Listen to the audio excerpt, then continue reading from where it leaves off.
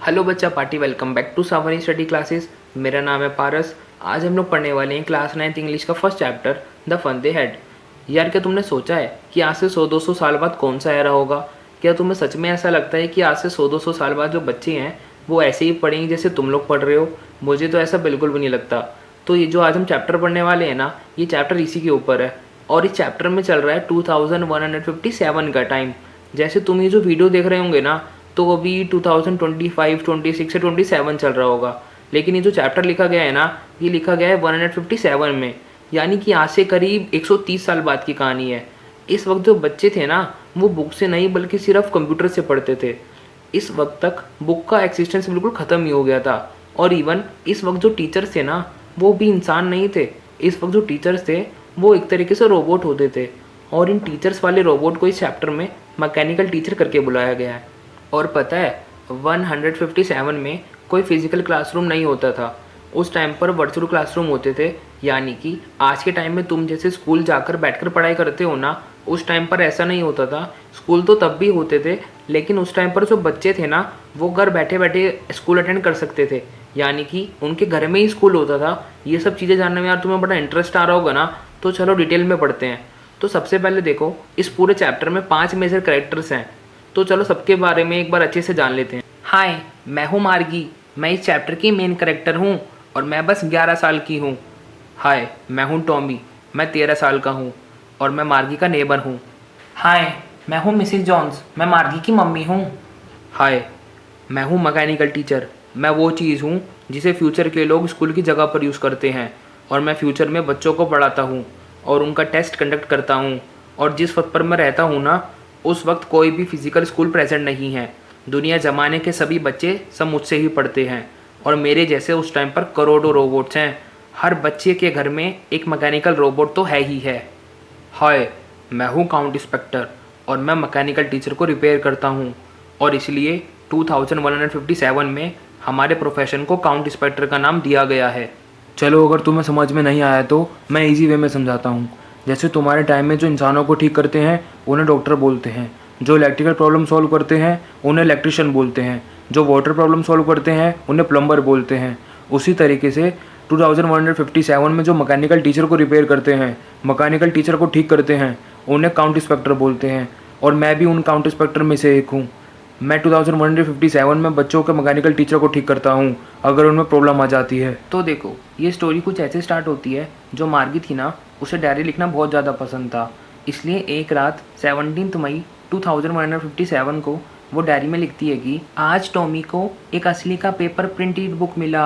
और पता है, वो बुक ना बहुत पुराना था। और पता है, मेरे ग्रैंडफादर के ग्रैंडफादर यानी कि मेरे दादाजी जब छोटे थे ना, तो उनके दादा ने उन्हें ये कहा था कि कैसे उनके टाइम में बुक्स को पेपर पे प्रिंट किया जाता था। देखो तुम लोग, 2157 का एरा बोलो या फिर 2157 का एरा बोलो, सेम ही बात है।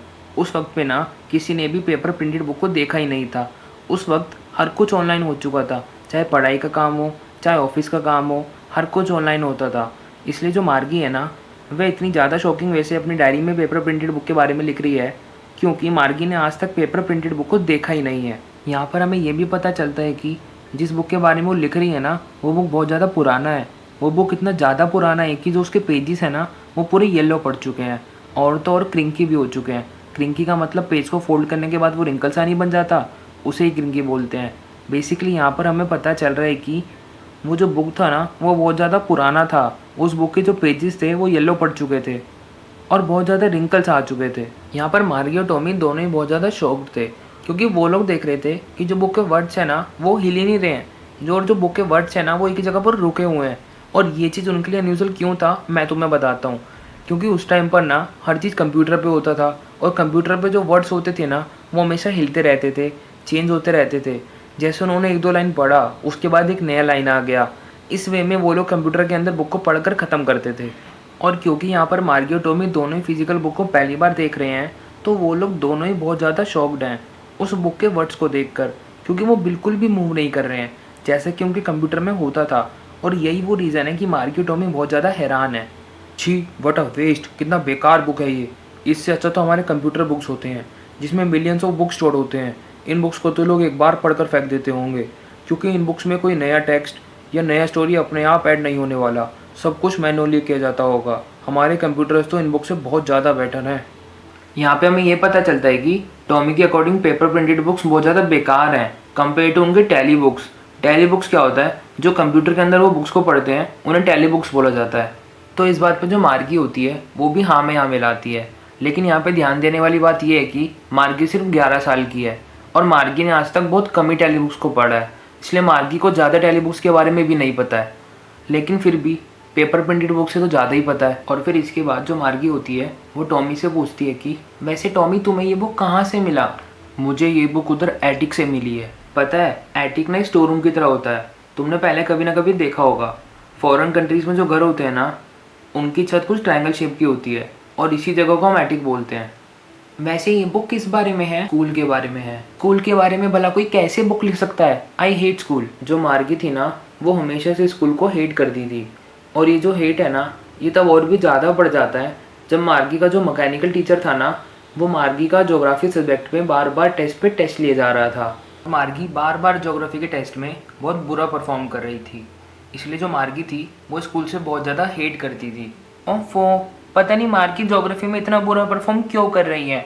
मुझे काउंटिंग इंस्पेक्टर को बुलाना ही चाहिए, हो सकता है मैकेनिकल टीचर में ही कोई प्रॉब्लम हो। इसके बाद अराउंड लिटिल मैन यानी कि गोलू मोलू सा छोटा सा आदमी जिसका फेस रेड कलर का था, वो अपने हाथों में एक टूल किट पकड़े हुए आता है और मार्गी को एक एप्पल पकड़ाते हुए उसकी मैकेनिकल टीचर को ठीक करने चला जाता है और मैकेनिकल टीचर को ठीक कर देता है। आगे हमें ये पता चलता है कि वो इंसान कोई और नहीं बल्कि काउंट इंस्पेक्टर था।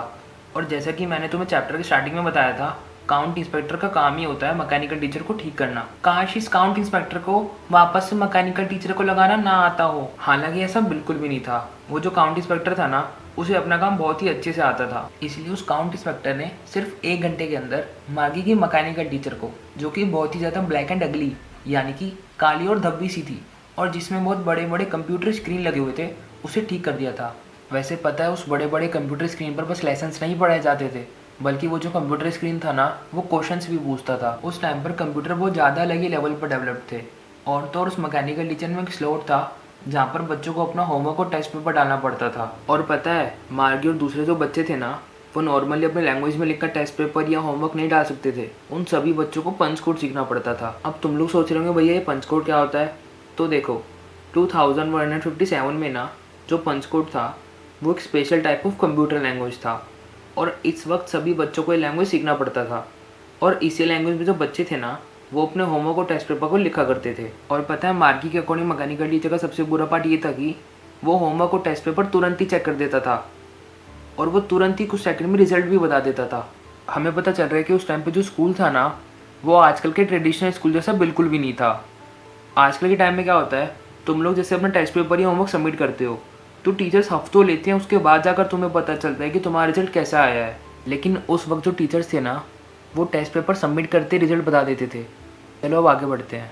मैंने अपना काम कर दिया मिस जॉन्स, आप बिल्कुल भी फिक्र मत कीजिए। इस चीज़ में आपकी बेटी की बिल्कुल भी गलती नहीं थी। एक्चुअली मार्गी का जो मैकेनिकल टीचर था ना उसने अपने सॉफ्टवेयर को कुछ ज़्यादा ही हाई लेवल पर अपग्रेड कर दिया था। यही वो रीज़न है कि जिस कारण से मार्गी बहुत ज़्यादा बुरा परफॉर्म कर रही थी। और बिल्कुल भी फिक्र करने की ज़रूरत नहीं है क्योंकि मैंने वापस से ज्योग्राफी सेक्शन को रीएडजस्ट कर दिया है। अब जो मैकेनिकल टीचर है ना वो मार्गी के लेवल के क्वेश्चन ही पूछा करेगी। और जैसा कि मैं देख पा रहा हूँ मार्गी का ओवरऑल परफॉर्मेंस काफ़ी ज़्यादा सेटिस्फैक्ट्री है, तो आपको घबराने की बिल्कुल भी ज़रूरत नहीं है। सब ठीक हो जाएगा मार्गी।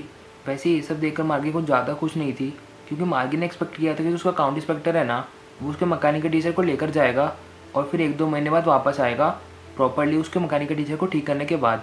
जैसा कि एक बार टॉमी के मैकेनिकल टीचर के साथ भी हुआ था। टॉमी का जो मैकेनिकल टीचर था ना उसका हिस्ट्री वाला सेक्शन पूरा ब्लैंक हो गया था, इसलिए काउंट इंस्पेक्टर टॉमी के घर पे आता है और उसके मैकेनिकल टीचर को लेकर जाता है और फिर 2 महीने बाद वापस आता है। और इसलिए मार्गी को बहुत ज़्यादा बुरा लगता है कि उसका मैकेनिकल टीचर इतनी जल्दी ठीक हो गया है। ये सब छोड़ो, अब प्रेजेंट में आते हैं। इसलिए जो मार्गी होती है ना वो टॉमी से बोलती है कि भला स्कूल के बारे में कौन ही लिख सकता है, स्कूल के बारे में इंटरेस्टिंग होता ही क्या है।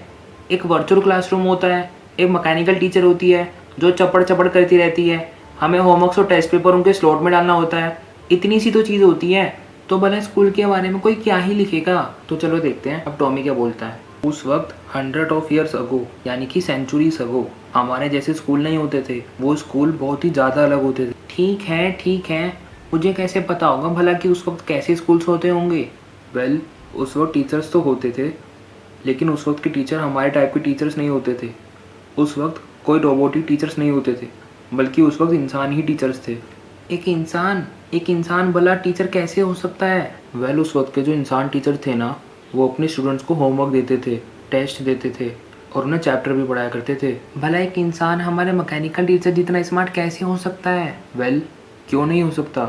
मेरे फादर तो ऐसे बहुत सारे टीचर्स को जानते हैं। देखो टॉमी, मैं तो किसी अननोन स्ट्रेंजर इंसान को अपने घर में घुसने नहीं दूंगी, भले ही वो कोई टीचर ही क्यों ना हो। तुम्हें कुछ भी नहीं पता मार्गी।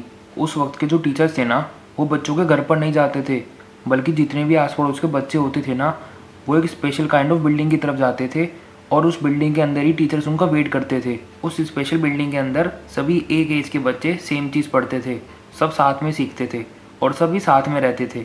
छुट्टी के बाद सभी वापस अपने घर चले जाते थे। पर मेरी मम्मी तो कहा करती है कि हर बच्चों का दिमाग अलग लेवल का होता है, इसलिए टीचर को हर बच्चे के लिए अलग से सेट करना पड़ता है, इसलिए हर बच्चों को अलग से पढ़ना चाहिए।